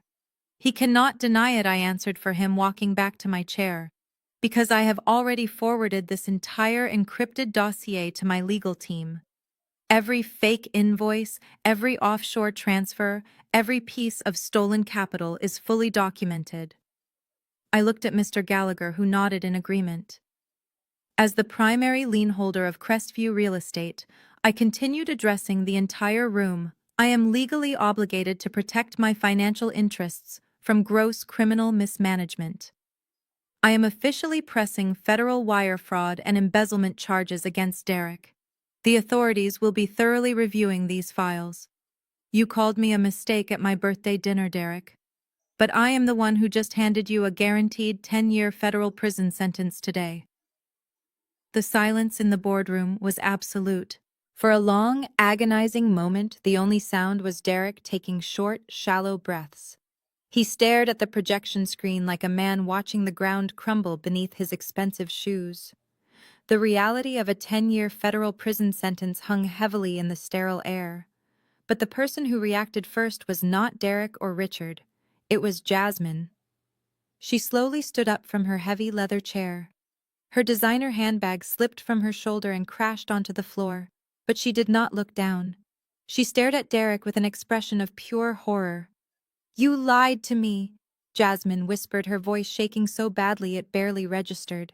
"You told me you were earning those bonuses. You told me your father approved everything." "Jasmine, please," Derek croaked, reaching a trembling hand out toward his wife. "Let us just calm down and talk to the lawyers. We can figure this out." "Figure this out!" Jasmine shrieked, her voice echoing off the glass walls. Her perfectly curated influencer persona completely evaporated, leaving behind a furious, terrified woman. "Figure what out, Derek? You stole $3.5 million. You are not a wealthy executive. You are a common thief. You bought me a watch with stolen payroll money. What will this do to my brand? My entire life is on the internet. My followers will tear me apart." "Jasmine, you are my wife." Derek pleaded, his face pale and glistening with cold sweat. "You have to stand by me. We are a team." "A team." Jasmine laughed, a harsh, bitter sound that made Cynthia flinch in her seat. "I married a vice president of a real estate firm. I did not marry a federal inmate. I am not going down with you. I am not losing my youth visiting you behind glass in a maximum security prison." Jasmine grabbed her left hand and began violently tugging at her finger. She pulled off the massive custom-designed diamond engagement ring Derek gave her 3 years ago. The ring cost him over $100,000 of stolen corporate capital. She threw it directly at his face. The heavy diamond struck him right on the cheekbone and clattered loudly onto the polished mahogany table before rolling onto the carpet. "I want a divorce!" Jasmine screamed at him, pointing a manicured finger directly at his face. "And I want my own legal counsel." She turned frantically toward Mr. Gallagher, her eyes wide with desperation. "I had absolutely no idea he was doing this. I thought the money was legitimate. You cannot hold me responsible for his crimes. I demand a lawyer right now." Mr. Gallagher did not flinch. He adjusted his glasses and looked at her with mild distaste. "I am the lead executor for the Harrington Trust, madam," he replied smoothly. "I am not a public defender. I suggest you retain your own criminal defense attorney immediately. Given the extent of the assets you have acquired with embezzled funds, the federal authorities will certainly be freezing your personal bank accounts by tomorrow morning." Jasmine gasped, taking a step back as if she had been physically struck. Her eyes darted wildly around the room until they finally landed on me. The vicious cruelty she displayed just hours ago on Instagram vanished completely. She smoothed down her oversized gray sweatshirt and forced a pathetic, trembling smile onto her face. "Audrey, please," Jasmine begged, stepping toward my end of the table. Her voice was suddenly soft and sweet, dripping with a sickeningly fake warmth. "You know how manipulative Derek can be. He lied to me just like he lied to you. We are sisters, Audrey. We always have been. You know I never actually meant those things I said on the internet. I was just stressed and confused. Please do not let them take my house.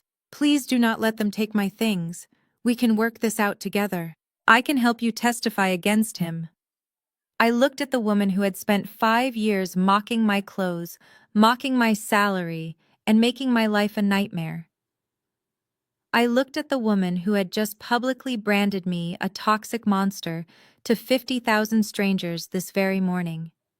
She was standing there with her hand outstretched, expecting my newly acquired billionaire status to somehow act as a shield for her own incredible greed. She actually expected the scapegoat to somehow save her. I picked up my laser pointer and calmly turned off the projector. The massive screen rolled quietly back into the ceiling. I looked directly into Jasmine's wide, panicked eyes. "We are absolutely not sisters," I replied coldly. "And you are currently trespassing on my private property. Security will escort you out immediately." The two security guards stepped forward from the heavy wooden doors. They flanked Jasmine on either side. One guard firmly grasped her upper arm, while the other picked up her handbag from the carpet. Jasmine thrashed against their grip, her sneakers slipping on the polished marble floor as she was dragged backward. She screamed my name. She screamed for Derek. She even screamed at Mr. Gallagher to stop them. Nobody moved a single muscle to help her. Derek remained frozen in his chair, completely numb to his wife being removed from the premises. The heavy doors clicked shut behind her, cutting off her frantic shrieks. The boardroom was suddenly plunged back into a suffocating silence. Only 3 members of my family remained. Derek was staring blankly at the wall, a hollow shell of the vice president who had mocked my birthday. But Cynthia was vibrating with raw panic. She looked at the empty space where her daughter-in-law had just been standing, then looked at me. The reality of her impending poverty finally broke her completely. Cynthia let out a sharp sob and threw herself out of her chair. She stumbled across the room and dropped heavily to her knees right beside my chair. Her hands reached out, clawing at the fabric of my skirt. "Audrey, my girl, please." Cynthia wailed, her voice thick with terror. "You cannot let them take our home. You cannot put your father and your brother on the street. We are your family. I am your mother. I brought you into this world. I protected you. You have a good heart. You are not a cruel person. Please, you have to show us mercy." I looked down at the woman weeping at my feet. "You did not protect me, Cynthia," I said, making sure my voice carried clearly to where Richard was sitting. "You sold me." Cynthia shook her head frantically, tears streaming down her carefully made-up face. "No, you do not understand," she pleaded, her desperation overriding any remaining sense of self-preservation. "I did it for us. I took the $2 million from Vincent so we could have a good life. I had to sign those non-disclosure agreements to get the money. Vincent forced me to keep you a secret from him, but I used every single penny of that hush money to build the life we have now. I bought this family everything. I made Richard who he is. I did it all for you." The temperature in the room seemed to drop 10 degrees in a single second. Behind Cynthia, a heavy scraping sound echoed across the floor. Richard slowly stood up from his chair. His face was a mask of absolute horror and complete devastation. He stared down at his wife, his chest heaving as he struggled to process the monumental betrayal that had just spilled from her own mouth. "What did you just say?" Richard whispered, his booming voice reduced to a fragile, trembling rasp. "What $2 million, Cynthia?" Cynthia froze. She slowly turned her head and looked up at her husband, suddenly realizing exactly what she had just confessed in front of him. Her mouth opened and closed silently like a fish gasping for air. Richard stepped closer, his hands balled into tight fists at his sides. He looked like a man who had just discovered his entire existence was an intricate illusion. "You told me the seed money for Crestview real estate came from a private inheritance from your late grandmother," Richard hissed, stepping over to her. "You told me Audrey was the product of a brief fling with a college boyfriend. You mean to tell me that my entire company, my entire legacy was built on hush money from Vincent Harrington?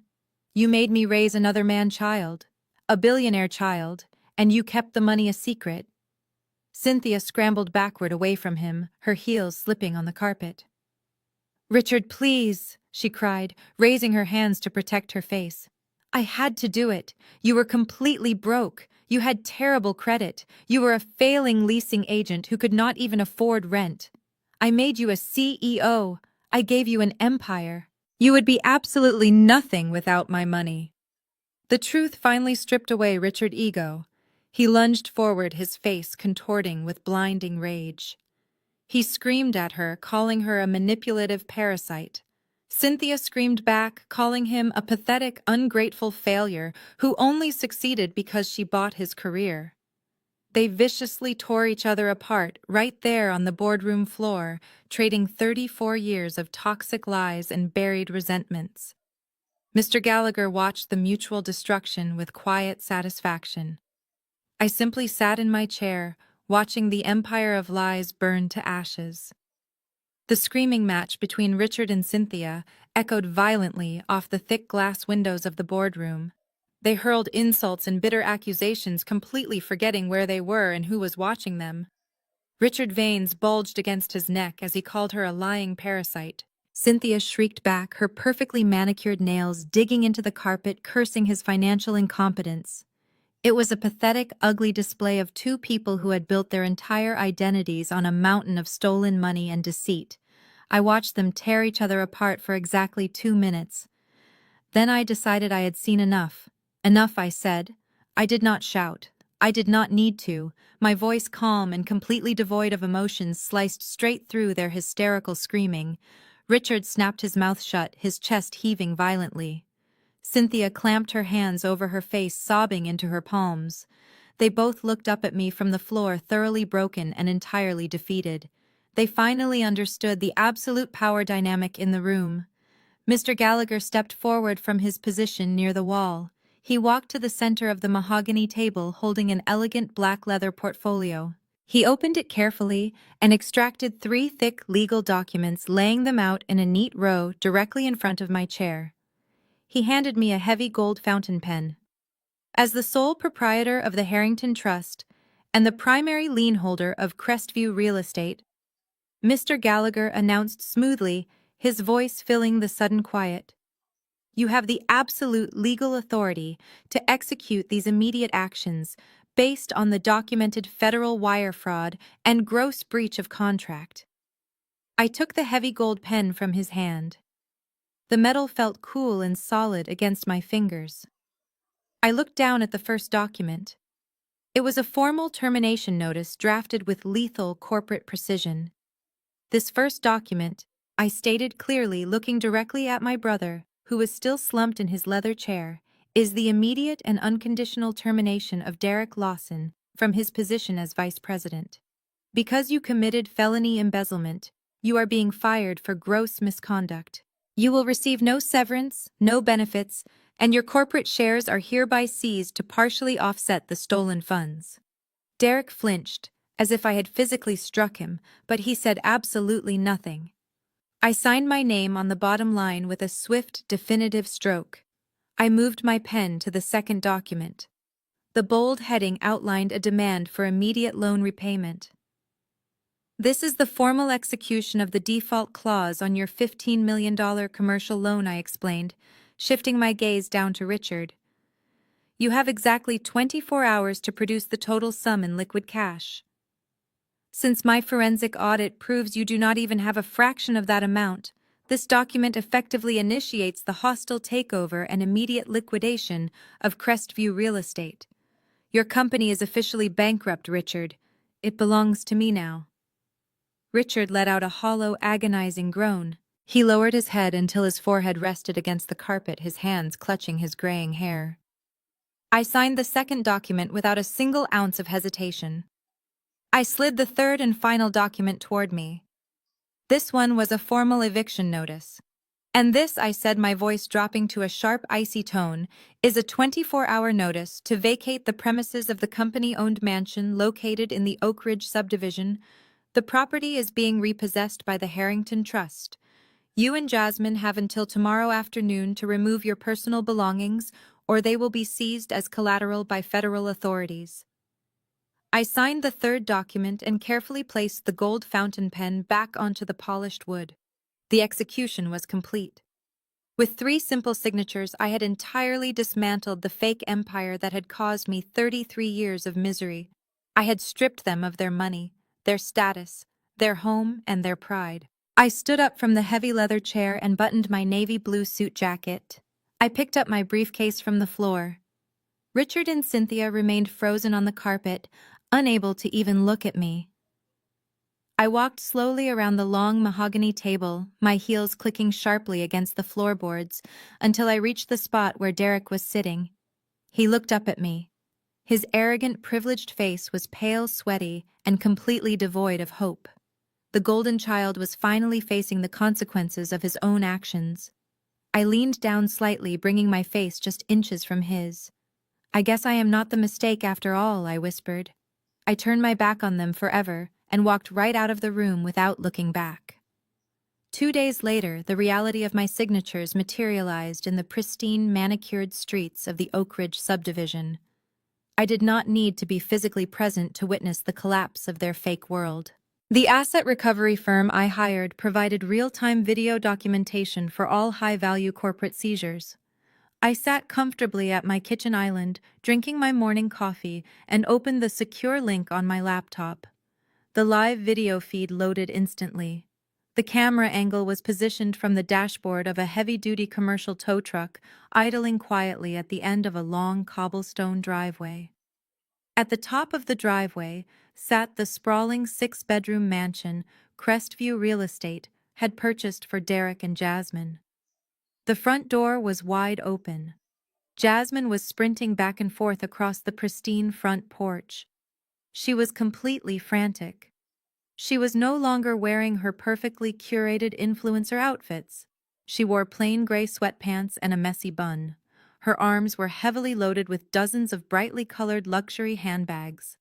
She was aggressively tossing Hermes and Chanel bags into the open trunk of her matte black Mercedes G-Wagon. She was desperately trying to secure her stolen inventory before the 24-hour eviction deadline expired. The tow truck driver put his vehicle into gear and slowly rolled up the driveway. The loud rumble of the diesel engine shattered the quiet suburban morning. Jasmine froze. She dropped a bright pink leather bag onto the concrete and spun around to face the massive truck. The driver stepped out wearing a high-visibility vest and holding a thick metal clipboard. He did not look intimidated by the expensive surroundings. "Excuse me," Jasmine screamed, marching down the driveway and waving her hands wildly. "You cannot park that ugly thing here. This is private property. We are in the middle of moving." The driver calmly looked down at his clipboard.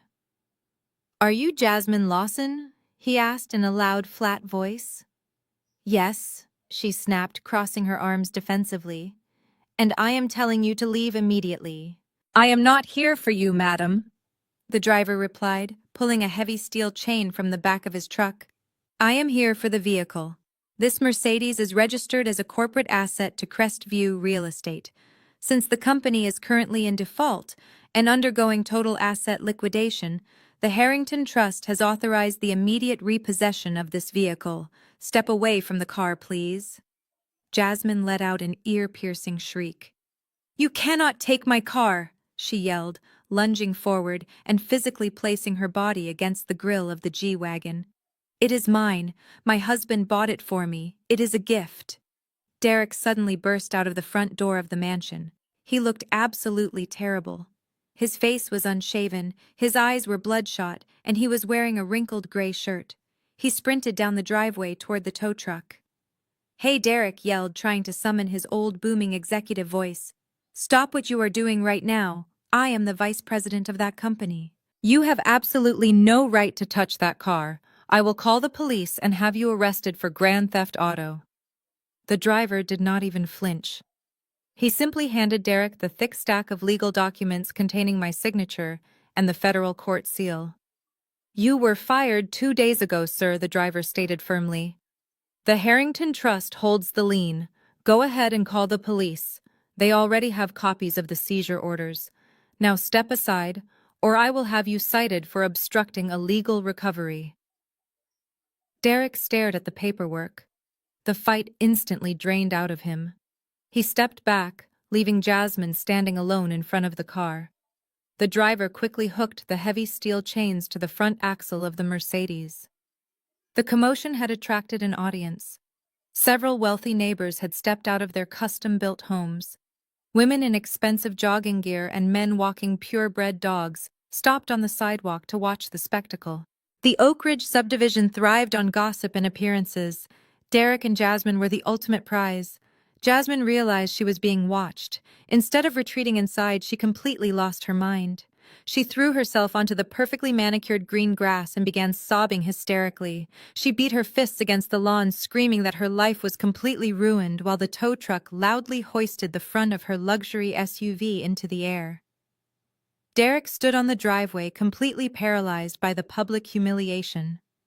The former golden child was reduced to a pathetic spectator, watching his stolen wealth disappear, while his wealthy neighbors filmed the dramatic meltdown.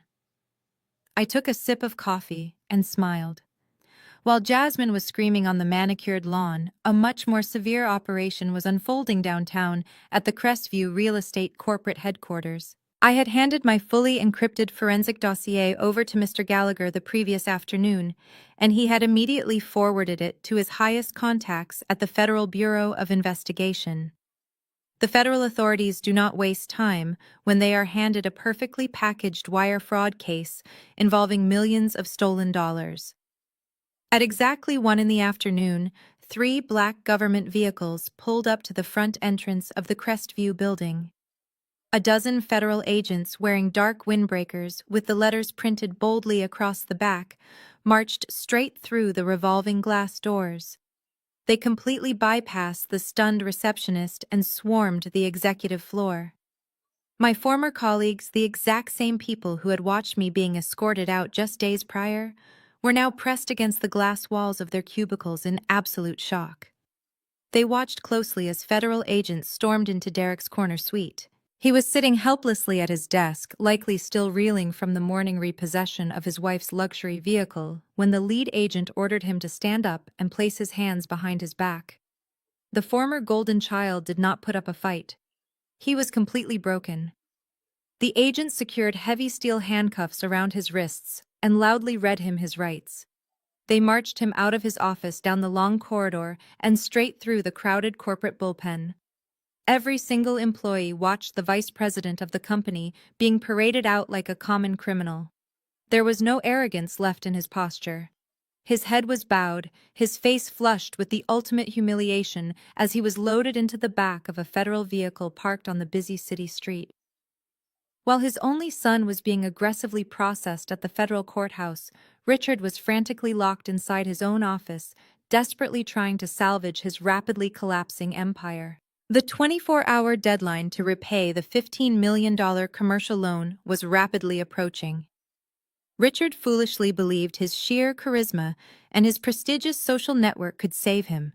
He pulled out his leather-bound contact book and began aggressively dialing the private numbers of his wealthiest associates from the Oak Ridge Country Club.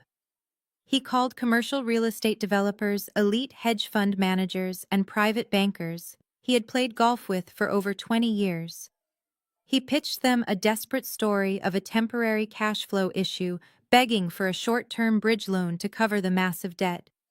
He offered outrageous interest rates and promised heavy equity in his future projects. But the response was uniformly brutal and swift. Word travels incredibly fast in elite financial circles, and the sudden spectacular collapse of Crestview real estate was already the biggest gossip of the day. What Richard did not realize was that I had already completely severed his financial lifelines.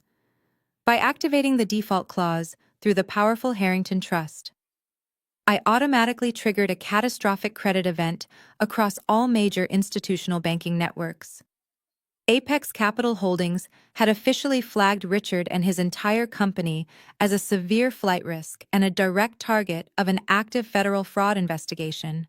Every single time Richard called a bank, their risk assessment algorithms immediately rejected his application. He was financially toxic. One prominent senior banker, a man Richard had considered a close personal friend for decades, finally gave it to him straight over the phone. The banker told Richard that his credit profile was completely blacklisted by the Harrington Trust. No reputable financial institution in the entire country would dare lend a single dollar to a man who was actively being liquidated by a billionaire estate. Richard slammed his office phone down so hard the plastic receiver completely cracked. He stood entirely alone in his massive executive suite, surrounded by expensive artwork and imported furniture he could no longer afford. He looked out the large glass window at the city skyline he used to claim as his own territory. The harsh reality of his situation finally crushed him. He was not just broke, he was financially radioactive. His son was sitting in federal custody, his company was effectively seized, and his pristine country club reputation was completely obliterated. He had spent 34 years building a massive fortress of lies on top of my stolen inheritance, and I had effortlessly demolished it in a single afternoon. I closed the live video feed of the driveway on my laptop and took another calm sip of my warm coffee. The dominoes were falling exactly as I had meticulously calculated. My toxic family had finally learned that actions carry severe consequences, and the absolute truth always wins in the very bitter end. Sunday morning arrived. For Richard and Cynthia, it was a desperate battleground. Despite their son sitting in a federal cell and their company accounts being completely frozen, they made a collective delusional decision. They were going to attend the exclusive Sunday brunch buffet, like every single week. Cynthia spent 2 hours applying heavy makeup to hide her swollen eyes, squeezing herself into a bright floral designer dress. Richard put on his finest navy blazer. They truly believed that if they simply acted like everything was perfectly normal, the wealthy elite would ignore the massive federal raid dominating local news. They thought their pristine social status could somehow act as a shield against their total financial ruin. They pulled up to the grand entrance of the Oak Ridge Country Club in Richard-leased luxury sedan. The young valet, who usually greeted them with a wide smile and a rush to open their doors, hesitated for a fraction of a second before approaching the vehicle. Richard tossed the keys to the young man with his usual practiced arrogance, completely ignoring the awkward silence. Cynthia linked her arm tightly through his, pasting a rigid smile onto her face. They marched up the wide marble steps and through the heavy glass doors into the bustling grand lobby. The club was packed with the most influential families in the city, mingling over mimosas and fresh pastries. The moment Richard and Cynthia stepped into the main dining hall, the ambient chatter instantly dropped by half. Dozens of eyes darted in their direction. Whispers erupted at tables near the entrance. People they had known for decades suddenly found their expensive champagne glasses incredibly fascinating, refusing to make any eye contact. Richard and Cynthia ignored the glaringly obvious social freeze and walked directly toward their usual premium booth by the large bay windows. Before they could reach their table, a man in a sharp charcoal suit stepped directly into their path. It was Mr. Preston, the general manager of the Oak Ridge Country Club. He did not offer his usual warm handshake or polite bow. His face was entirely stern, his posture rigid and unyielding. Richard immediately tried to take control of the interaction. "Good morning, Preston." Richard boomed, his voice echoing slightly in the hushed dining room. "We will take our usual table. And please send over a bottle of the reserve Prosecco. We have a lot to celebrate today." Mr. Preston did not budge a single inch. "I am afraid I cannot do that." Mr. Lawson, the manager, replied, his voice projecting clearly across the suddenly silent room. "In fact, I must ask you and your wife to leave the premises immediately." Cynthia gasped, her rigid smile finally cracking. "Leave!" she repeated, her voice pitching upward in panic. "What on earth are you talking about? We have been premium members of this club for 25 years. Mr. Preston pulled a folded piece of heavy cardstock from his inside jacket pocket. "That membership has been officially terminated by the board of directors as of an hour ago," he stated coldly. "You are currently trespassing on private property." Richard's face turned a violent shade of crimson. "You cannot do this to me," he hissed, leaning forward aggressively. "I demand to speak to the board president right now. I have invested thousands of dollars into this facility." Mr. Preston stood his ground, unfazed by the hollow threat. "The board president is the one who drafted this notice," he replied loudly, ensuring the surrounding tables heard every single word. "Your membership has been permanently revoked due to severe violations of our community conduct clauses. Specifically, your account is significantly delinquent on unpaid club dues. Furthermore, the Oak Ridge Country Club maintains a strict zero-tolerance policy regarding criminal association and felony financial fraud. We cannot have our prestigious institution linked to a federal embezzlement investigation." The words hit Richard like a physical blow. The entire dining room was watching them. The wealthy neighbors who had attended my disastrous birthday dinner were now staring at my parents with pure, unadulterated disgust. There was no pity in their eyes, only the harsh judgment of a social circle that violently expelled anyone who threatened their pristine image. Cynthia began to tremble uncontrollably, her hands clutching her designer purse as if it were a life preserver. Two large security guards in dark suits silently materialized behind Mr. Preston, their presence a clear indication that this was not a negotiation. "Please hand over your club access cards and follow security to the exit," Mr. Preston ordered. "Do not make us involve local law enforcement." With shaking hands, Richard pulled out the two platinum access cards and dropped them onto a nearby table. Defeated, humiliated, and completely stripped, they turned around. They walked out now, totally destroyed forever. 2 weeks passed since my parents were publicly exiled. The dust was settling over the wreckage of their former lives. I was restructuring the Harrington Trust portfolio. Despite my sudden wealth, I kept my routine normal. I did not buy a flashy sports car. Instead, I purchased a quiet, understated dark gray luxury sedan. It had bulletproof glass and top-tier security features, but looked like a standard vehicle. I appreciated the anonymity it provided. On a brisk Tuesday afternoon, I stopped by an upscale grocery store to pick up fresh produce. I was pushing my cart out the automatic doors when a chaotic movement caught my eye. A disheveled woman stepped out from behind a concrete pillar in the parking lot, moving erratically toward my vehicle. It took me 3 seconds to recognize her. Cynthia looked absolutely unrecognizable. Her signature blonde hair was unwashed and pulled back into a messy knot. She wore an oversized beige trench coat, and her face was pale. The arrogant suburban matriarch was completely gone, replaced by a frantic, broken woman fueled by raw desperation. She had clearly been tracking my movements. As I reached my car and unlocked the trunk, Cynthia broke into a frantic sprint. "Audrey," she screamed, her voice cracking violently. "You look at me right now." I calmly placed my bags into the trunk and pressed the automatic close button. I turned around and leaned against the rear bumper, crossing my arms. I did not flinch. "You are an absolute monster!" Cynthia shrieked, stopping just a few feet away. She pointed a shaking finger at my face. Her eyes were wide and bloodshot, filled with hatred. "Do you have any idea what you have done? Your brother is in a federal holding cell. Jasmine completely abandoned him. Richard had a minor heart episode because the bank foreclosed on our property. We have absolutely nothing left.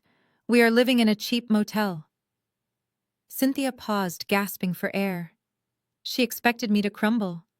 She expected the desperate scapegoat who always fixed everyone else's mistakes to suddenly offer her a lifeline. I looked at her with absolute indifference. "I warned you to leave me alone," I said, my voice completely flat.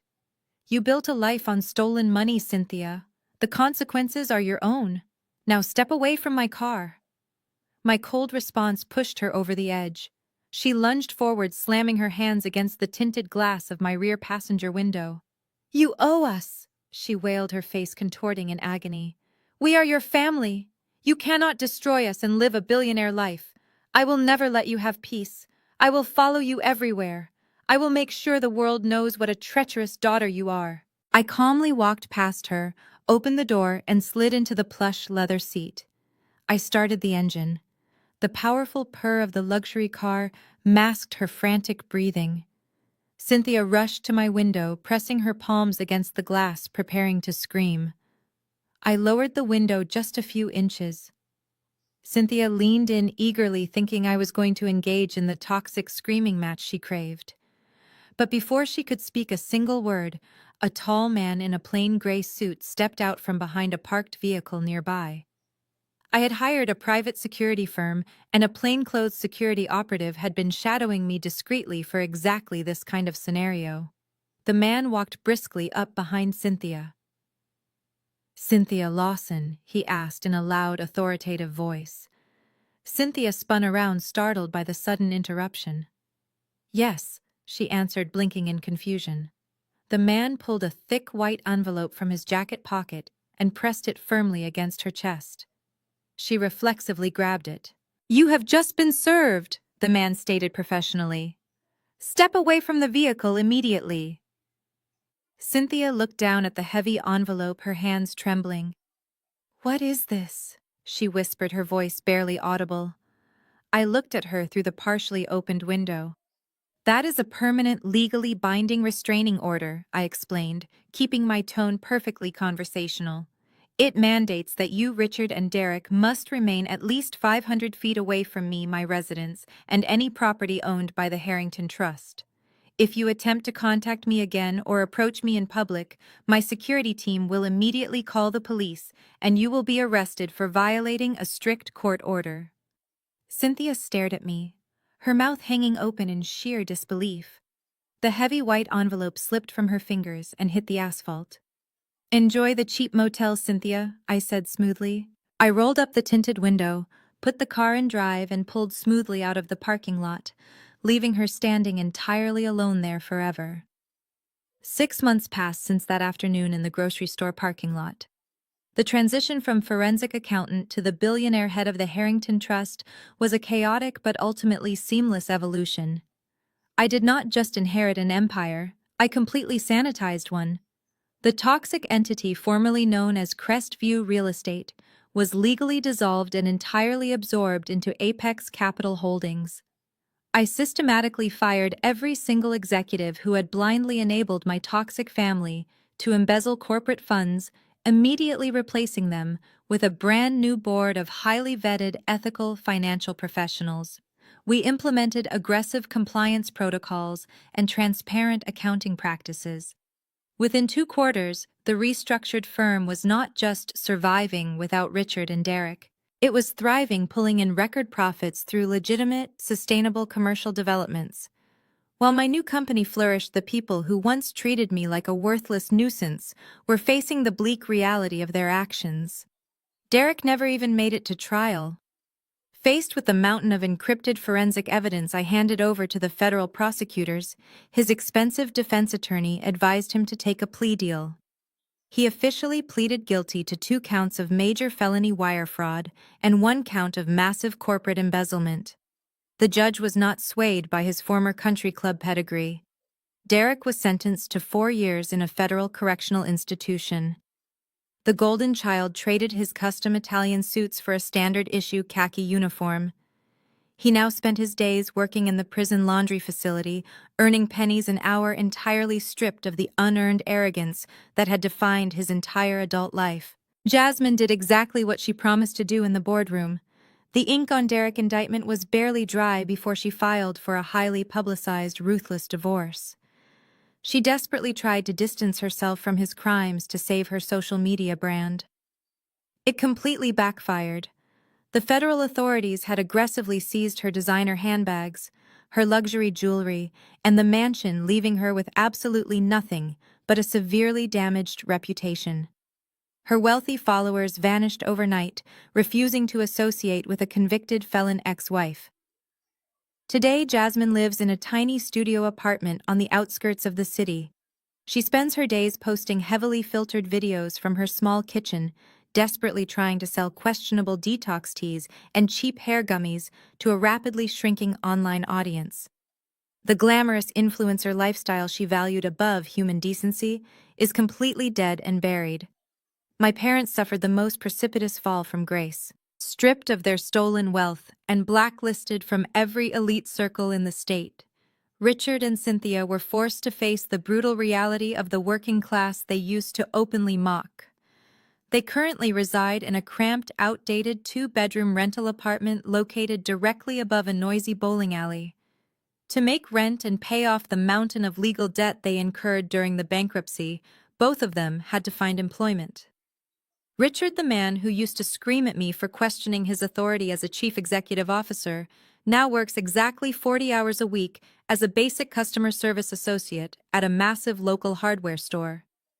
He spends his days wearing a bright orange vest, directing contractors to the plumbing aisle and sweeping up sawdust.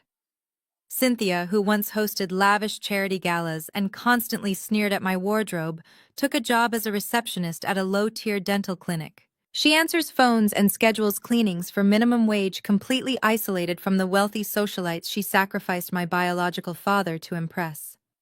I sat behind my massive mahogany desk in the corner suite of Apex Capital Holdings, looking out the floor-to-ceiling windows at the sprawling city skyline.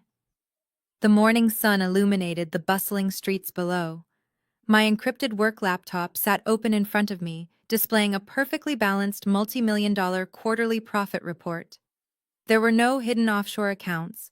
There were no fake vendor invoices. There were no fraudulent expense reports to silently correct.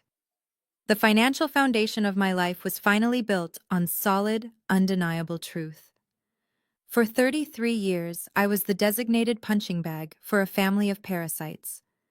They demanded my constant gratitude while secretly draining the fortune that rightfully belonged to me. They mistakenly thought I was incredibly weak just because I quietly kept my head down and did the complex math. But the math never lies to anyone. It simply waits for the right forensic auditor to read the detailed ledger. I took a slow, deep breath of the cool, conditioned air, picked up my heavy gold fountain pen, and confidently signed my name at the bottom of a legitimate 9-figure corporate acquisition. The scapegoat era was officially over. The new Harrington legacy had finally begun. Later that evening, I left the corporate headquarters and took my private elevator up to the top floor of the newly acquired Apex Tower. My new home was a sprawling multi-level penthouse overlooking the entire city. It was a massive upgrade from the cramped two-bedroom rental I had lived in for years, while my family stole my inheritance. The floor-to-ceiling windows offered a panoramic view of the glittering downtown skyline. The space was incredibly quiet. There were no arrogant brothers slamming doors, no hysterical mothers demanding attention, and absolutely no fathers belittling my existence. There was only the peaceful hum of the central air conditioning and the soft glow of the city lights reflecting off the polished hardwood floors.